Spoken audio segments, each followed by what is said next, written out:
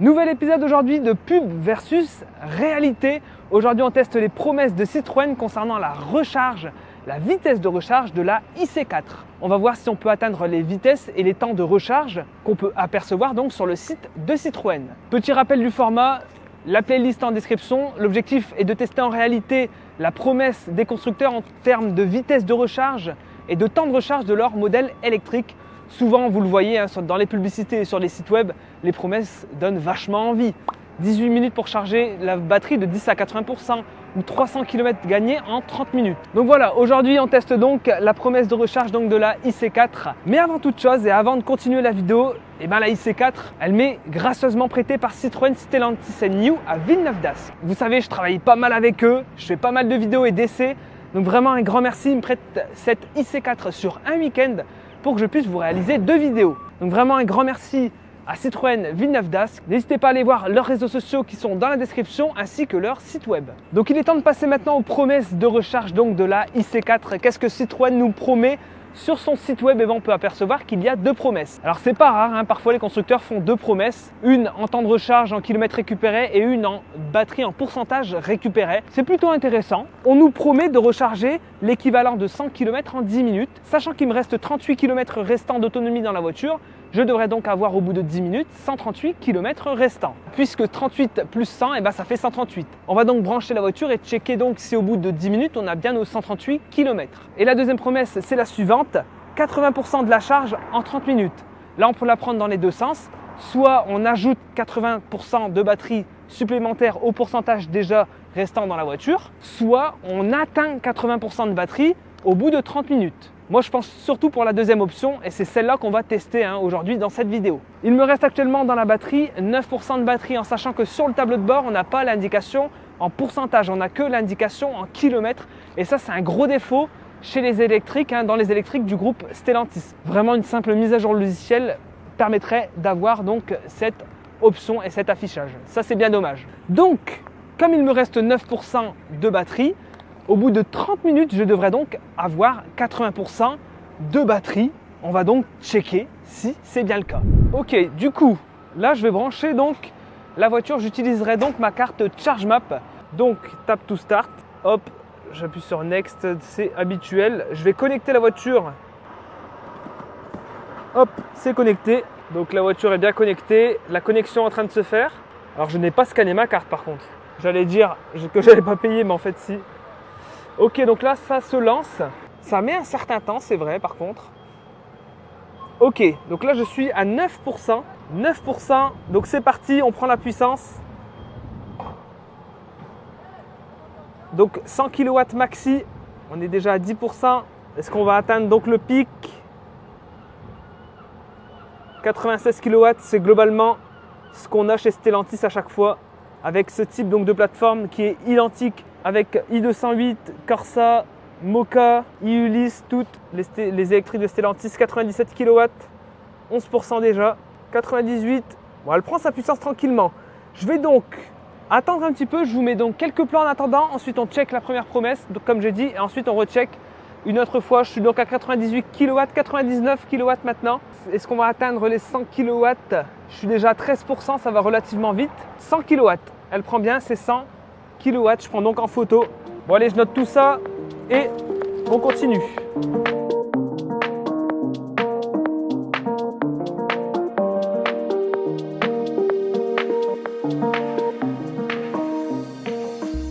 Alors vous le voyez au niveau des spécifications de recharge, je suis à 33%, ça fait 7 minutes que je suis branché et ça a déjà chuté à 78 kW. C'est là qu'on voit que la courbe n'est clairement pas excellente sur les véhicules de chez Stellantis. C'est un constat que j'ai pu faire au fur et à mesure de mes essais et de mes recharges. Ça chute rapidement. On voit qu'il ne charge vraiment pas vite par rapport aux véhicules et aux marques concurrentes. Ok, on est à 9 minutes. Dès que ça passe à 10 minutes, je check rapidement à l'intérieur de la voiture.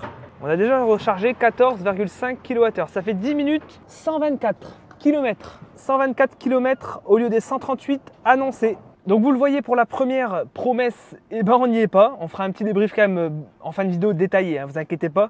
Première promesse, on n'y est pas, à plus de 10 km près, ça fait quand même beaucoup. Et là on est dans des conditions qui sont vraiment plutôt idéales. Au niveau donc de l'autonomie, enfin de la batterie, je suis à 43% actuellement. Au bout donc de 30 minutes, je devrais donc être à 80%. Il me dit charge complète dans 58 minutes. Je vais bien sûr pas rester 58 minutes. Je m'arrêterai donc au bout donc des 30 minutes. 30 minutes étant le temps réglementaire, le temps c'est commun maintenant dans toutes les électriques en termes de recharge. C'est souvent 30 minutes pour arriver à 80%. On va donc voir si la IC4 tient ses promesses. Je refais un point entre deux et ensuite on fait, enfin pas le débrief, mais on voit si la promesse est tenue. Bon, les amis, regardez un petit peu au niveau de la recharge. 62%, ça fait 18 minutes qu'on est donc branché. On a récupéré 25,6 kWh dans la batterie et je charge à 59 kW. C'est vraiment pas énorme, encore une fois de plus. Assez décevant en termes de vitesse. Donc dans 11 minutes maintenant, on coupe la charge. On devrait donc être à 80%. Il y a peut-être moyen de gagner 18% en 11 minutes. C'est largement faisable. On verra bien.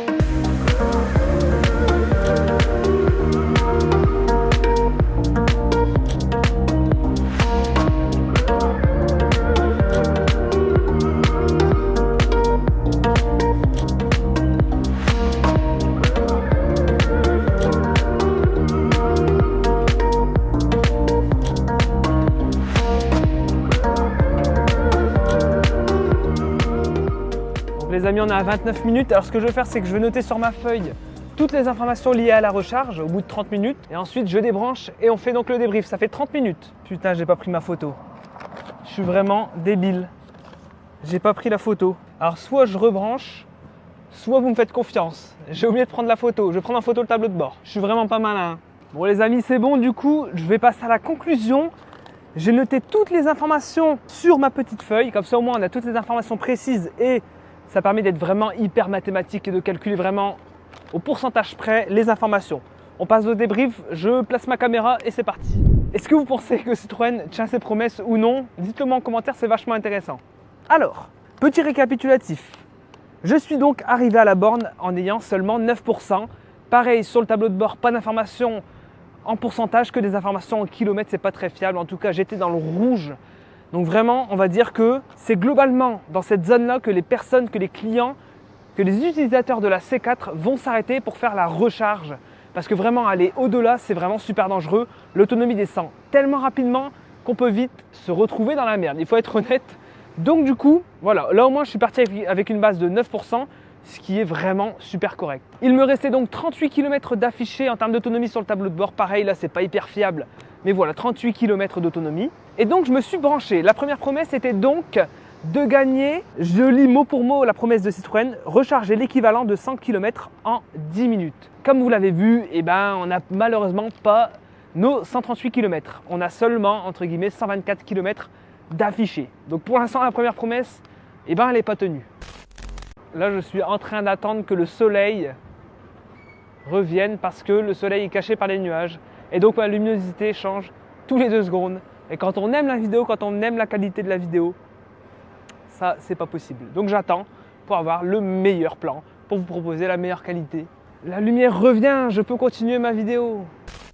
Donc je disais quoi? Je disais que Citroën s'est plutôt bien rattrapé sur la deuxième promesse. Parce que la première, vous le savez, donc elle n'est pas tenue, en tout cas pas vraiment tenue, si on chipote. Donc la deuxième promesse, c'était quoi? C'était 80% de la charge en 30 minutes. Alors ça veut dire quoi cette information? On peut la lire dans 2 sens. Soit on gagne 80% supplémentaire par rapport à l'autonomie qu'on a déjà restante dans la voiture, ce qui ferait donc 89% en 30 minutes. Ou alors est-ce qu'on atteint 80% au bout de 30 minutes? 80% donc de la batterie.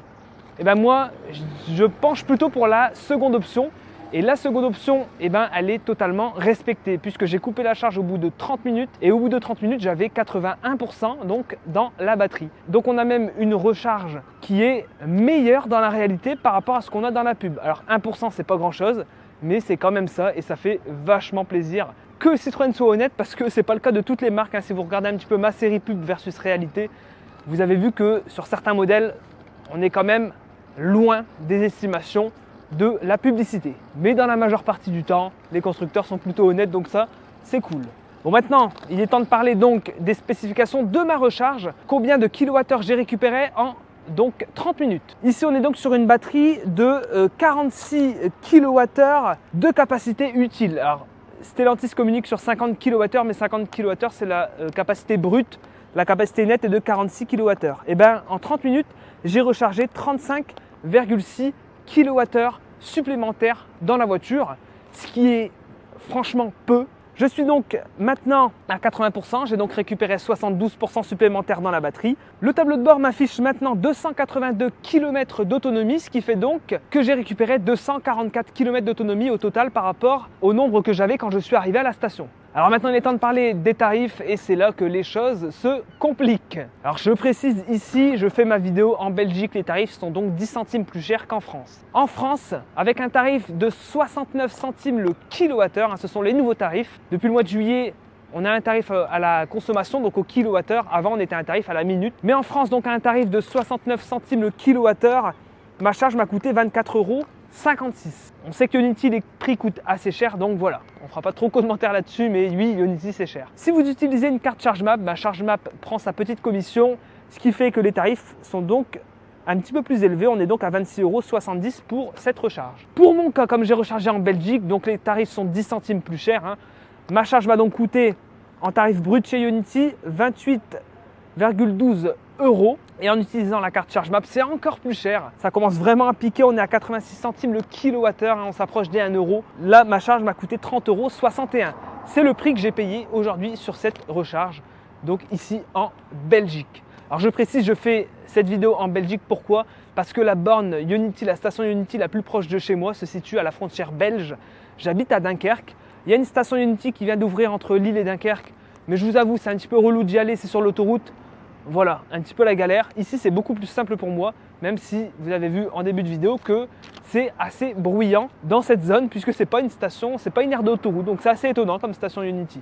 Donc, qu'est-ce qu'on peut en conclure? Et ben moi, je dirais que Citroën est plutôt honnête, sauf sur la première promesse où, honnêtement, c'est pas très utile. Proposez-nous seulement une seule promesse. Quant à l'estimation d'autonomie sur le site web, on peut régler avec des petites jauges en fonction de l'autonomie restante, le temps que ça nous met, théorique en tout cas.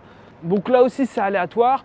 À mon avis, il se base sur une prédiction sur toute l'année parce qu'on sait que la température fait varier surtout la vitesse de recharge d'une voiture électrique. L'hiver, quand il fait -5, on n'a pas les mêmes caractéristiques que l'été quand il fait 30 degrés. Donc voilà. Mais donc globalement pour conclure, Stellantis avec la IC4 sont plutôt honnêtes et ça fait vachement plaisir. Et moi je vous dis à la prochaine dans une prochaine vidéo.